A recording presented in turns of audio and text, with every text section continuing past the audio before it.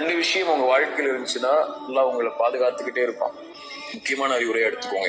இதை இந்த ஒட்டுமொத்த இந்த அமர்வுகளையும் எனக்கும் உங்களுக்கும் நான் சொல்லக்கூடிய மிக முக்கியமான அறிவுரையில இது ஒண்ணு.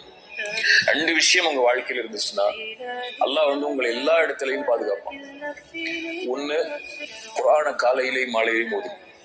ஒரு பக்கமாவது ஒரு 5 ஆயத்தாவது குர்ஆனை திறந்து, மொழியாக்கம் தெரியலனாலும் கூட பிரச்சனை இல்லை, குர்ஆனை திறந்து காலையில ஒரு 2 நிமிஷம் ஒதுக்கி ஒரு 5 ஆயத்தை ஓதுங்க. உங்களுக்கு அவ்வளவு வேலை இருந்துச்சுன்னா அதுக்கு மேல ஓத முடியாத அளவுக்கு, அது இரவு தூங்கும் போதோ மாலையிலேயோ 5 ஆயத்து குர்ஆனை ஓதுங்க. 5 ஆயத்துக்கிறது 5 ஆயத்தை தான் ஓதணும்னு நான் சொல்லல, அவ்வளவு அதை விட உங்களுக்கு நேரம் இல்லை அப்படிங்கிற பட்சத்துல சொல்றேன். குறைஞ்சபட்சம் உங்களுக்கு தாய் தந்தை உயிரோடு இருந்தா ஒவ்வொரு நாளும் அவங்கள்ட்ட பேசுங்க கண்ணியமான முறையில.